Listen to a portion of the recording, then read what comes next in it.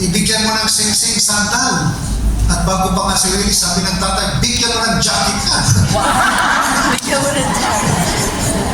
So binigyan, no? And then, not only that, there was a feast. Nagpapatay ng baka at nagtugtugan pa sa yaman. There was a celebration. That's why confession is a celebration. Remember, when one repents, the angels in heaven are rejoicing. Pag nagsisi ka, bumalik ka, merong celebration sa kalangitan. Okay? So there was a celebration, and then kantahan, sayawan, and then yung panganay saan ang galing? Sa bukid. Sa bukid, nag-overtime. Di ba? Nag-overtime, pagod na pagod yung narinig niya. There was singing, no? Kantahan, sayawan. Pumasok siya? Hindi. Parang, bakit? Ako, nagtatrabaho. Walang tapos ito, nilusta yung pera mo. Bakit ngayon?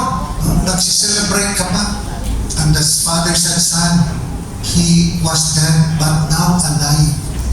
Hindi siya mga anak, dito ka na. Ayaw talaga niya, anak. Mag-join ka, tingnan mo yung mga tao. Nagsasayawan na. Ang puso mo.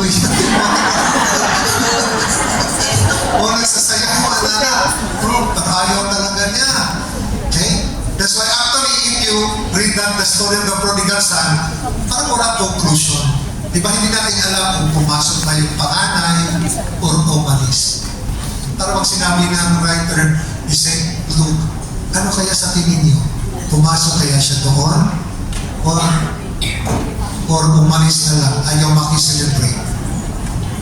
Ano kaya sa tingin niyo? Bakit? Wala naman sinabi doon. Bakit nga? Bakit pumasok?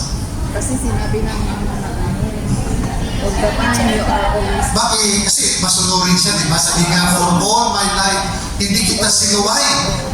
Pero okay, sabi nga, baka pumasok din yun. Kung nagtampo lang siya. Sana gano'n din sa community natin. Diba? May tampuhan. But sana makasya. Bakit nandito naman yan? Yan. Yan. But we have to welcome. Our church must be a welcoming church. Remember, church is home for all migrants. Dapat sa simbahan, komportable tayo. That is our home. Okay? That's why our attitude to one another should be welcoming. We welcome our brothers and sisters. Sometimes, especially for the new one, ng mga baguhan, tapos sila feel ng welcome. Hindi na bumabalik. Ayaw ko dyan. Mahal ba? But if they're welcome, ganda pala doon sa Holy Family Parish. Welcome. Sila, good morning, good afternoon, welcome. Yung isa nga, Father, nagkamali. Sabi niya, welcome to Jollibee. Okay? So we should be a welcoming community. But in our welcoming, when we welcome, ibig sabihin, we welcome the person, yung kanyang personality. Because along the way, we will discover our personality, our attitude. But the challenge on how we can welcome, we can accept one another. But again, our goal as we join the community for our sanctification, for our participation, for the mission of the church. So our attitude must be welcoming. No wonder some of our kababayan lumilipat na sa ibang community, simbahan, kasi feeling they belong, they welcome. But tayo, we just ignore them. So we try to be more welcoming. Parang babalik naman sila. What if the father was not welcoming? Do you think babalik yung anak? Manatili doon sa baboyan. But because the Father, God is merciful. That's why do not be afraid. Go to the sacrament of confession. In spite of our past, God will welcome us. Tatanggapin pa rin tayo ng Panginoon. Maging sino ka ba?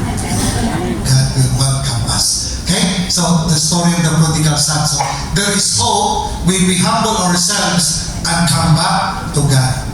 There is hope. Pag bumalik ka sa Kanya, when we come to the Lord, when we return to the Lord, there is always hope. Do not, huwag mong sabihin, because of my past, itong malaking malaking kasalanan na gawa ko, bakit hindi ko tatanggapin ni Lord? No? Sabi nga, divine mercy. The mercy of God is like an ocean. Huwag kang matakot, huwag kang mahiya, lapit ka lang kay Lord. Tatanggapin ka niya. And that, when the Lord will embrace us, that hopefully would lead us also for our transformation. Kasi pag tinanggap ka ni Lord, dapat sundin mo ang pamamahal Panginoon. Iiwanan na, we have to turn our backs from what is evil, from sinfulness.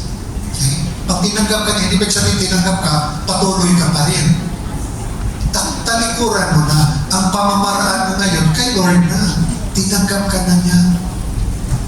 And then on our part, we do our part to live a life, no, that is worthy, no, to glorify God. A life that is pleasing to the Lord.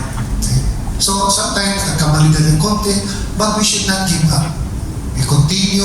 That's why we have sacrament of confession to continue to purify our soul. Because our perfection only in God. We cannot be perfect without God.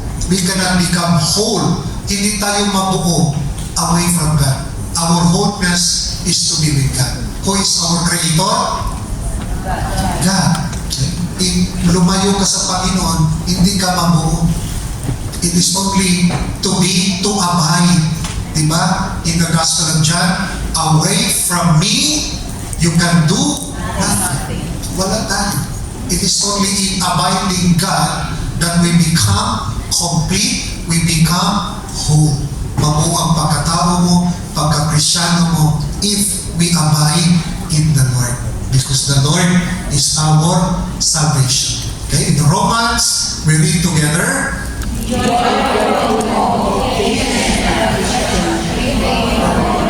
Be joyful in hope, because hope does not disappoint us. Tandaan natin, hope does not disappoint us. So be joyful. Okay? If you hope, Lord, for your healing, joyful God will heal you. Lord, we pray that will be reconciliation na magkabalikan kami, Lord. Be joyful. Darating na. Diba? Huwag kang give up. Be joyful. Maski makita mo sa Facebook, may kasama siya. Be joyful kasi magkabalikan kayo mo. Masarap ang original. Diba? Sabi nila, so there is joy. Pag faith, di ba faith yun? Anong maganda? Di ba bumili tayo na, yung bag mo, faith naman yan, hindi yung original. Maganda yung original. So may pag-asa pa yan, sister. Kapit ka ron! Okay? So, be joyful in hope. Okay?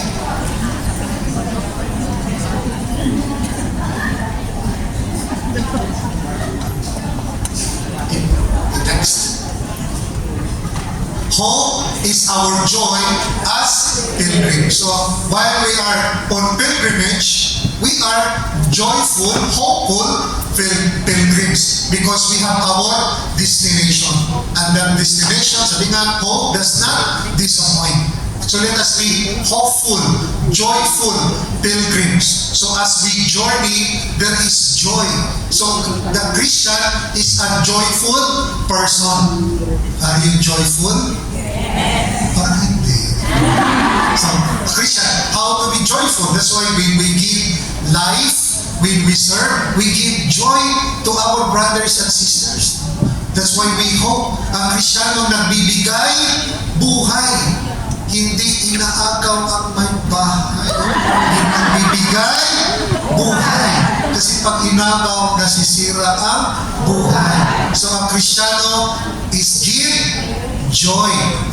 Hopeful, always hopeful, joyful person as pilgrims. That's why Christian, we are filled with hope because the Lord will come. Our celebration, liturgical celebration, we remember Christmas every year, right? But the challenge to make Jesus dwell in our hearts because Jesus is our joy. Na siya yung maghari, siya yung number one. That's why we make Jesus in our hearts, araw-araw ay Pasko. Diba? masarap magpasko sa Pilipinas. Okay, so Christians are filled with hope.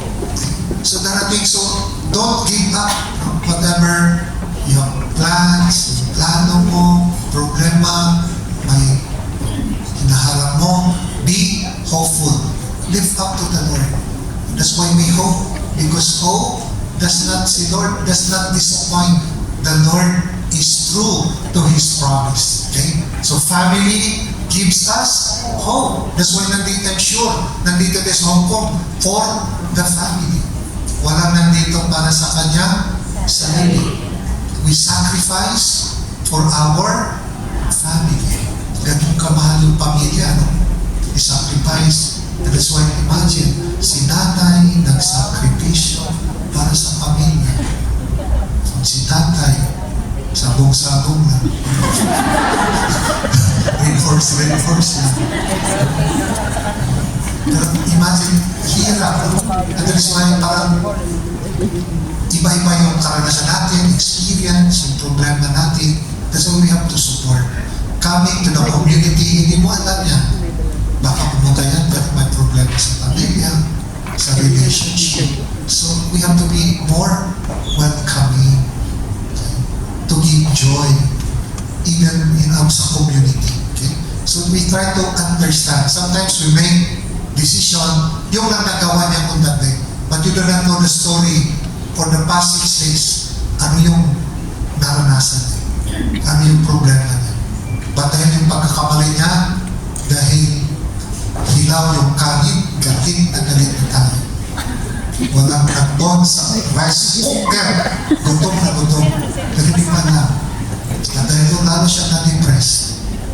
Okay? So we try to be more sensitive. Be more sensitive to our brothers. The family gives us hope. Of course, the origin of hope is God. But, of course, Filipino, rooted tayo, no? We give hope. Okay? Okay, so, sayan. Yung scientist is yan. See? Diba, nagtutong-ins, manicure,